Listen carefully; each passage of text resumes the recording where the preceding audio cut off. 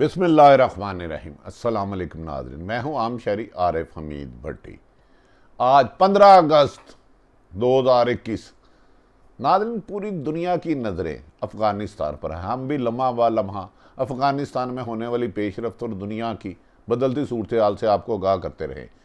Super power جسے امریکہ کہتا تھا، حکم سے اب منتوں تک آ گیا۔ عملاً اس وقت کابل میں بھی طالبان کا قبضہ ہو چکا ہے، لیکن امریکہ کی درخواست پر جو حکم دیتا تھا، درخواست پر ابھی تک انہوں نے مکمل اس کا کنٹرول نہیں سنبھالا، لیکن عملاً آ چکا ہے۔ ناظرین، امریکہ جہاں بھی کہیں گیا، اس نے اس ملک کو تباہ کر دیا۔ دوسری ورلڈ وار میں انہوں نے جاپان پر ایٹمی حملہ کیا۔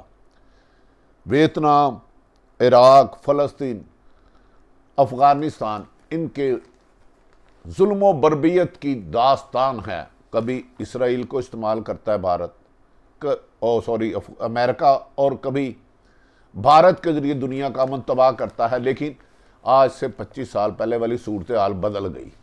امریکہ جو حکم دے کے ملکوں کو تباہی کے دہانے پہ پہنچا دیتا تھا، ہنستے بستے گھر، شہر، صوبے، ملک کھنڈرات میں بدل دیتا تھا، آج اپنی فوج اور اپنے آلات کو تباہ کرنے کے لیے مزید 3000 فوجی بھیجے، اور شکست فاش کے بعد الٹے پاؤں بھاگ رہا ہے، اور اس کا کٹ پتلی وزیر اعظم اشرف غنی کسی بھی وقت فرار کی یا اس کی اور بارے میں کوئی اہم خبر سن سکتے ہیں۔ ناظرین، اس وقت جب میں آپ سے بات کر رہا ہوں، اس وقت عملاً کم و بیشتر طالبان کا افغانستان پر قبضہ ہو چکا ہے۔ کابل کے ارد گرد بھی سب کچھ ان کے کنٹرول قبضے میں آ چکا ہے، جن پر بھارت اربوں روپے انویسٹمنٹ کرتا رہا، کھربوں ڈالر کی، جدید اسلحے سے انہیں ٹریننگ دیتا رہا۔ وہ ہوا کے جھونکے کی طرح بکھرتے ہوئے امریکہ اور اشرف غنی سے دور ہوتے ہوتے طالبان کی صفوں میں کھڑے ہوتے رہے۔ اور اب پورا دنیا، ایون امریکہ، مان چکا ہے کہ وہ ماضی میں غلطی کی تھی اور طالبان کا قبضہ ہو چکا ہے، اور امریکہ کی درخواست، ریکویسٹ پر، منت پر ابھی تک انہوں نے کابل کو گرفت میں نہیں لیا، لیکن چاروں طرف چند کلومیٹر یا بالکل قریب ہی وہ پہنچ چکا ہے۔ امریکہ نے درخواست کی تھی جب تک وہ پورے اپنے شہری وہاں سے نہ نکال لے، اپنا سفارتی عملہ نہ نکال لے، طالبان ان کے لوگوں پر حملہ نہ کرے۔ یہ 3000 جو فوجی اس نے اور برطانیہ نے بھیجے ہیں، یہ جنگ کے لیے نہیں بھیجے۔ امریکہ نے وہاں جدید ترین آلات لگائے ہوئے تھے پاکستان کی نگرانی کرنے کے لیے اور چین کی۔ اب کہا جا رہا ہے وہ 3000 فوجی امریکی شہریوں کو نہیں، وہ خطرناک اور جدید آلات جس نے افغانستان کے ارد گرد بچھائے ہوئے تھے پاکستان ان کو تباہ کرنے کے لیے اور حساس ڈاکومنٹ ضائع کرنے کے لیے بھیجا ہے۔ اور نظام قدرت دیکھیں جو افغانستان کو کھنڈرات بناتا تھا، آج اپنے جدید اسلحے اور اپنی لیٹسٹ ٹیکنالوجی کو تباہ کرنا چاہ رہا، کیونکہ وہ چیزیں ہاتھ آ گئی تو دنیا میں امریکہ کا ایک اور بہروپیہ سامنے آ جائے گا کہ اصل دہشت گرد یہ ہے۔ ناظرین، امریکہ نے جس ملک میں گیا تباہی کے دہانے ڈالے، پہلے الزام لگایا پاکستان پر 9/11 کا نام لگایا، اور پھر سختیاں کی۔ اس سے پہلے سیکنڈ ورلڈ وار میں اس نے جاپان پر ایٹم بم گرایا، جس کا ہیروشیما اور ناگاساکی آج تک اس کے اثرات ہیں اور لوگ نارمل پیدا نہیں ہو رہے۔ اس کے بعد ویتنام پر حملہ کیا، ناکامی اس کا مقدر ہوئی۔ عراق پر کیا، فلسطین پر کیا اور حملے کرائے، اور ناکامی اس کا مقدر ہوئی۔ 20 سال مسلسل۔ اب حقائق یہ ہوئے ہیں کہ ہمیشہ اس کے کہنے پہ آنکھیں بند کرتے ہوئے اس کی تائید کرنے والا برطانیہ بھی اس کے خلاف پھٹ پڑا، اور اس نے کہا امریکہ فوج کا افغانستان سے چوروں کی طرح بھاگنا ایک بہت بڑی غلطی ہے، اور ہماری نسلیں اس کو سامنا کریں گی۔ اس کی بھارت کی، امریکہ کی سامرانہ سوچ، ظالمانہ سوچ نے پوری دنیا کو خطرے میں ڈال دیا ہے۔ ناظرین، اس وقت امریکہ نے یہ فوج کیوں بھیجی؟ 3,000 اور برطانیہ 10,000. دراصل زمینی تمام راستوں پر طالبان کا قبضہ ہے.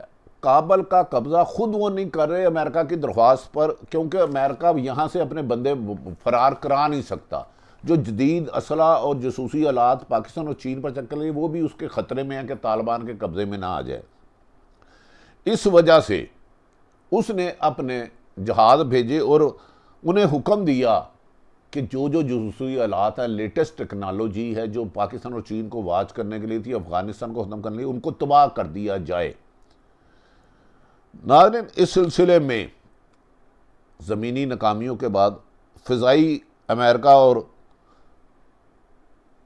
بھارت نے جو آلات نصب کیے تھے اس کو تباہ کر رہے ہیں باقی اس کے 3,000 فوجی پہنچ کر، کیونکہ بھارت چیخ اٹھا ہے کہ ہمیں تباہی کے دہانے امریکہ کی ظالمانہ پالیسیوں نے پہنچایا ہے.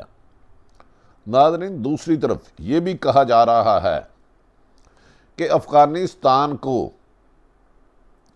کا ذمہ دار امریکہ ثابت ہوا. مسلم ممالک جہاں امریکہ امن کے لیے گیا وہاں تباہی ہی تباہی ہوئی. برطانوی اعلیٰ حکام نے امریکہ پر سخت تنقید کی اور کہا کہ امریکہ من مانیے کرتا رہا ہے، جس کی وجہ سے ماضی میں بھی کئی ہستے بستے ملک اس نے قبرستان اور کھنڈرات میں بدل دیے ہیں. ناظرین، اس وقت جہاں جہاں افغانستان کی بار لگ رہی ہے تمام علاقوں میں طالبان کا قبضہ ہو چکا ہے. زمینی طور پر اس کی فوج بھاگ کر ازبکستان چھپ گئی ہے.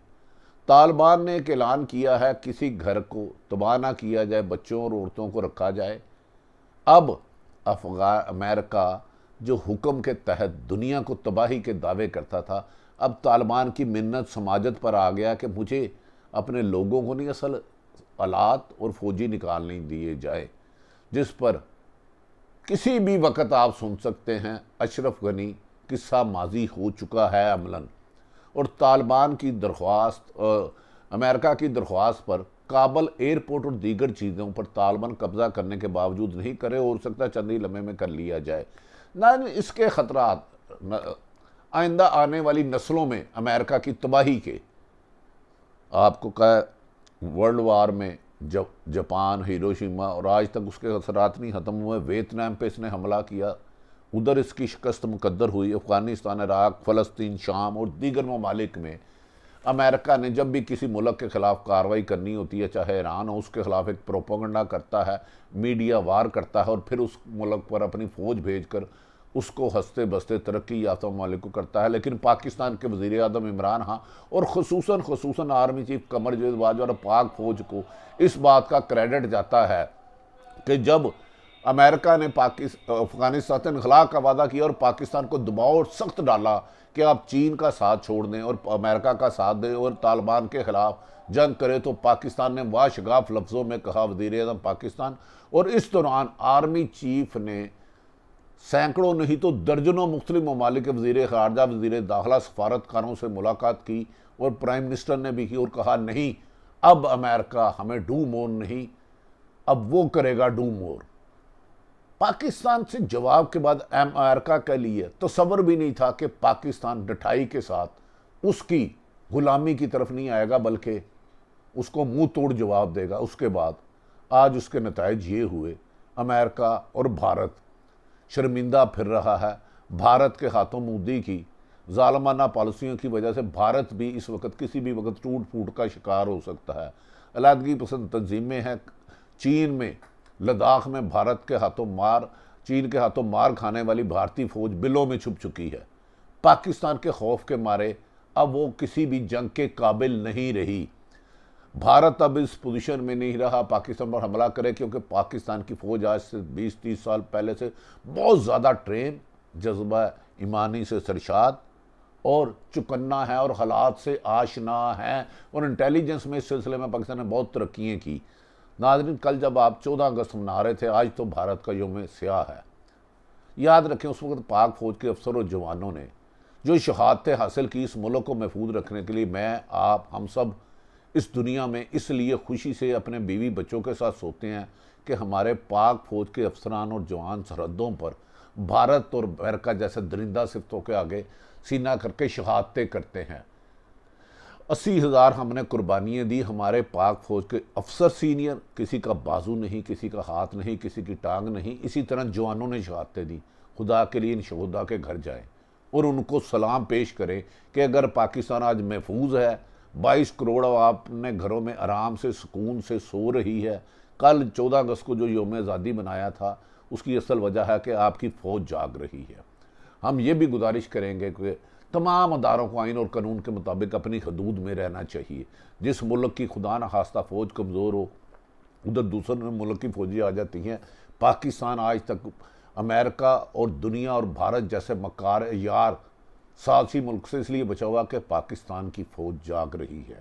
تاہم اگر اپوزیشن ان پہ الزام لگاتی ہے تو انہیں چاہیے آئین اور قانون میں رہ کے سیاستدانوں کو سیاست کرنے دیں، میڈیا کو میڈیا کرنے دیں۔ آئیں ہم سب مل کے عہد کریں کہ پاکستان کو مضبوط تر بنائیں گے۔ پاکستان کے فوج کے وہ شہداء جو پاکستان کو قربان ہو کر شہید ہو گئے، جو بھارت کے بارود کے آگے سیسا پلائی ہوئی دیوار بنے اور اپنے 1-2 سال کے معصوم بچوں کو چھوڑ کر شہادت کی، ان کو ان کے لواحقین کو سلام، اور جو اس وقت پاکستان کی حفاظت کے لیے کہیں بھی ڈیوٹی دے رہے ہیں پاک فوج کے جوان، کہیں بھی افسر، ان سب کے گھر والوں کو ان کو سلام، کیونکہ ان کی وجہ سے میرا ہے، لیکن فوج کے جوانوں کو بھی گزارش ہے آپ بھی ایک رائے کریں کہ تمام اداروں کو اپنے آئین اور قانون میں رہنا چاہیے، اور ہمیں یقین ہے کہ پاکستان اس وقت امن کی طرف جائے گا جب سیاسی انتقام ختم ہو جائے گا، انصاف کی فراہمی یقینی ہو جائے گی، آئین جو مقدس ہے اس میں عوام کی جان و مال اور انصاف کی فراہمی حکومت کی ذمہ داری ہے۔ امریکہ کی شکست آج اس کا مقدر بن چکی ہے، اور عملاً طالبان پہ بھی، کابل میں بھی طالبان ہے۔ اب منت امریکہ کے حکم سے منت سماجت تک کا یہ سفر عبرت کا نشان ہے۔ ناظرین، عارف حمید بٹی کا یوٹیوب چینل پسند ہے تو اسے سبسکرائب کریں، اپنے ارد گرد رہنے والوں کی خوشیوں کا خیال رکھیں۔ پاکستان زندہ باد۔